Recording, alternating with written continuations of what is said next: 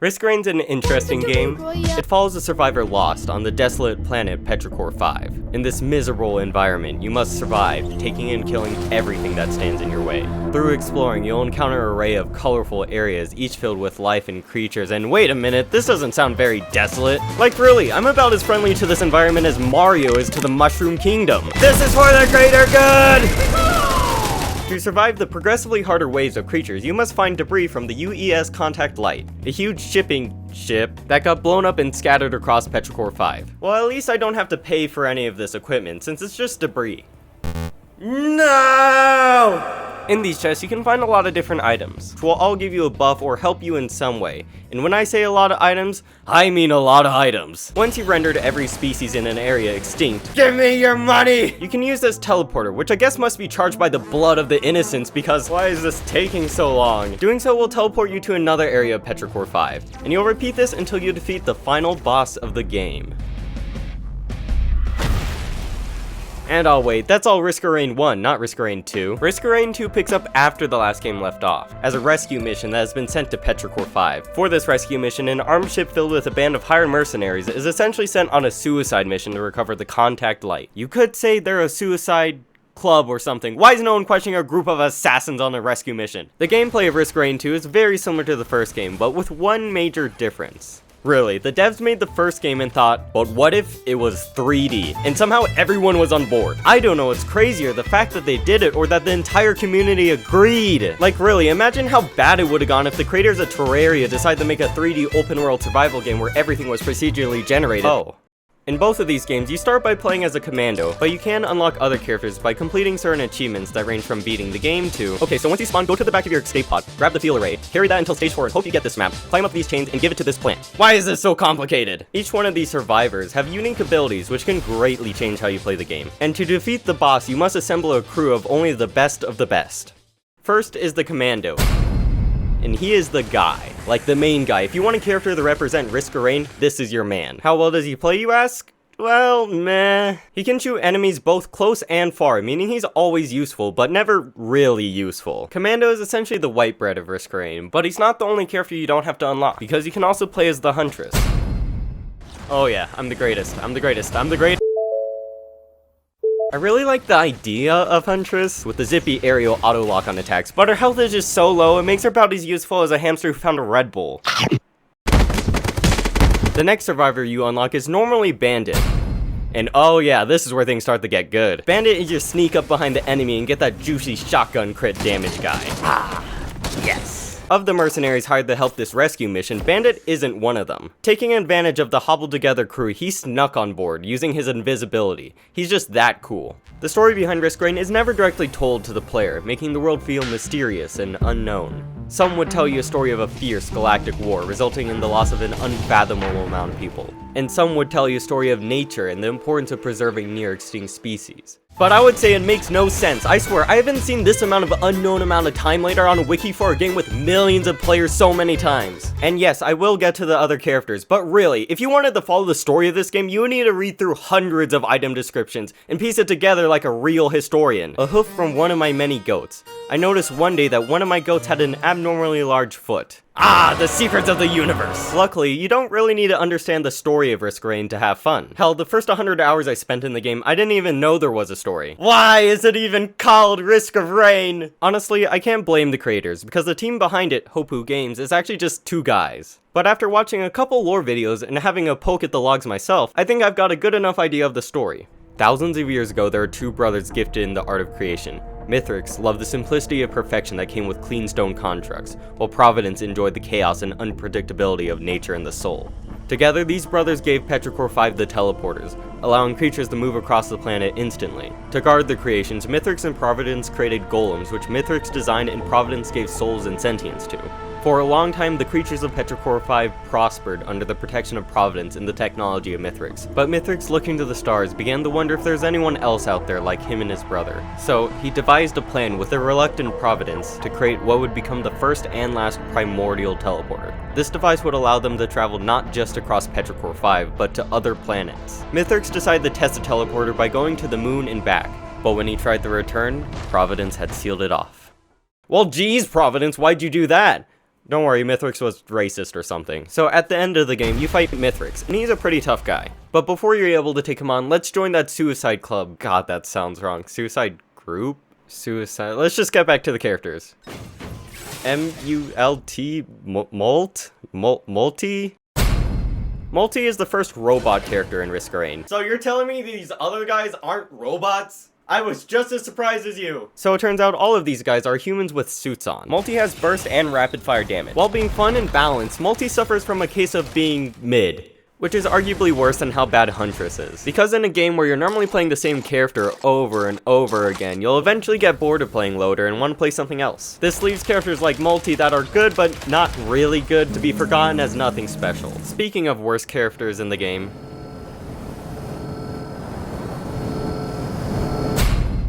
I actually can't make fun of Engineer too much because he's one of my friend's favorites, but like, come on, of all the characters in the game with unique movement styles, you play the character that has none? I guess that isn't super surprising because they're also the kind of person to play Ana in Overwatch, so you know. Credit where credit is due, the ability to place turrets is pretty cool, but please just give Engineer a single movement ability.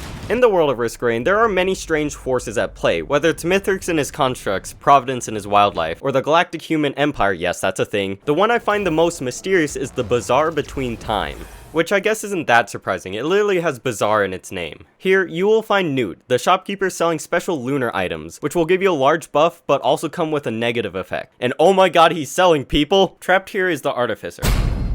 Ooh, maybe a bad time. Here, let's get you out of that crystal. Oh my god, I thought it would just melt. Okay, so this is the Artificer. She is a member of the House of Beyond. Ah, right then. Okay. Beyond! While in search for heaven, yes, that's what they're doing, she stumbled upon the bazaar, and I guess poked a little too far because clearly something went wrong. Buying her freedom lets you use her flamethrower and her huge energy orbs. Get your minds out of the gutter! And oh, hey look, this is a series. You should like, subscribe. This is shut up, you stupid bitch. Artificer isn't the only character you can get from the bazaar. If you search enough, you can find this void portal. And after going through the portal and completing a challenge, you'll unlock Acrid. And did you know that Acrid is actually the only character in both Risk of Rain 1 and 2? What is happening? Acrid uses like poison attacks, it's cool. Remember that really elaborate way of unlocking a character I mentioned earlier? Yeah, that's totally a real thing, and it unlocks the character Rex. I applaud anyone who can confidently play Rex, because when you use your attacks, it drains your health bar, and I just can't seem to stay alive.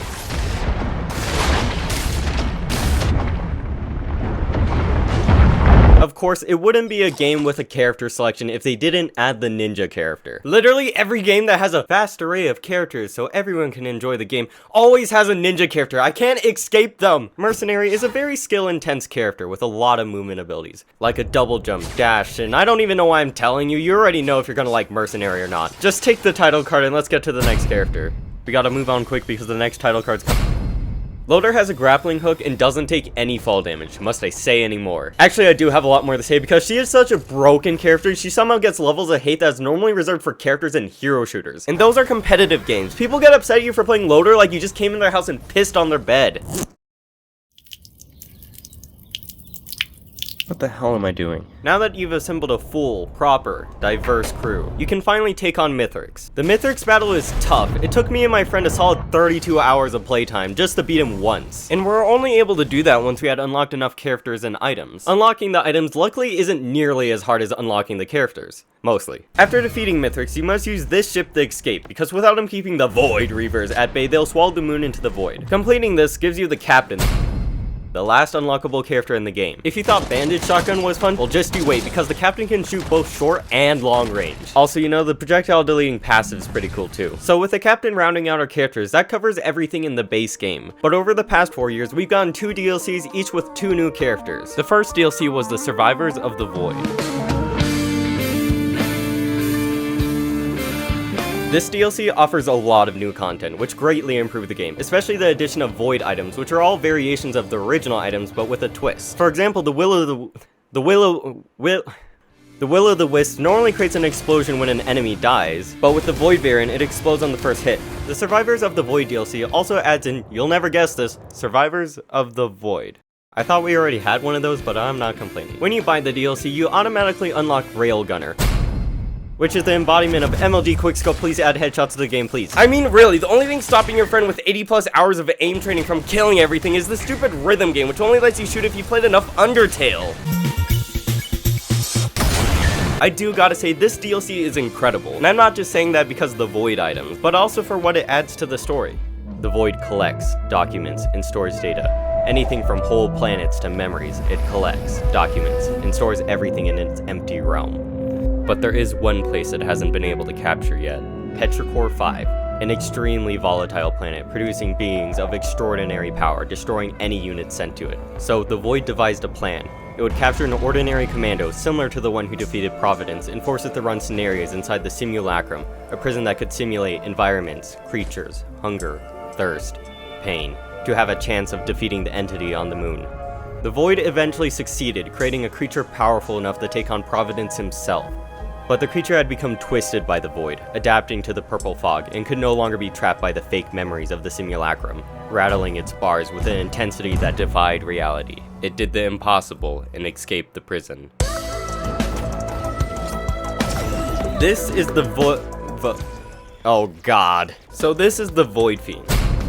Don't ask me why it's felt like that, that's just how it is in the game. The Void Fiend, like Multi, is a character with two different modes. There's the pew pew, oh no I'm useless, I can't do anything mode, and crumble before me! After the huge success that was the first DLC, people were practically begging for a second, and so we would soon see the release of the Seekers of the Storm.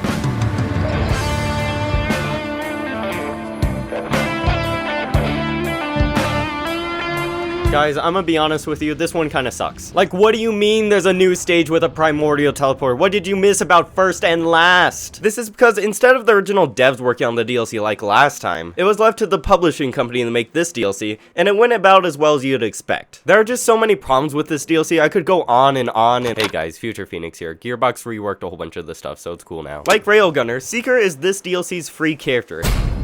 And I actually think she's pretty cool. Partially because she plays a little bit like Artificer, but mainly because she's the only character in the game that can actually revive teammates. This has been my problem with Risk Rain for so long. Normally you get revived when you go to the next stage, but that also means I just have to watch my friend try to find a scrapper for the next 15 minutes. At least now, all I gotta do is play Seeker, and on my 7th meditation, I can revive my teammates and oh god, I messed it up. Guess I should have been playing more Zelda.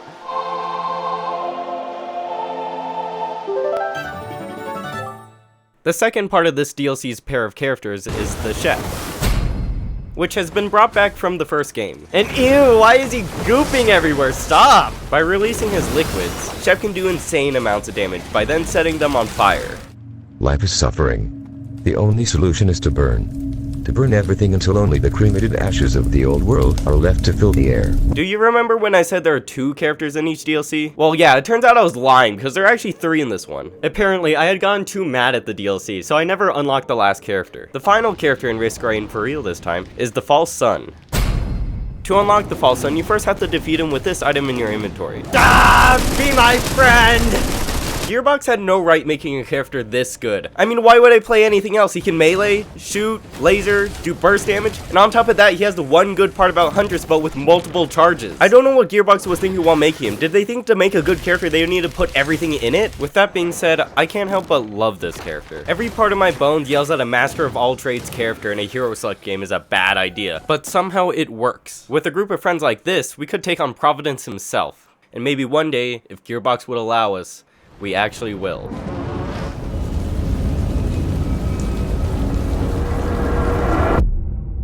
So yeah, that's an awful guide to Risk Rain 2. Comment any games you want me to do next.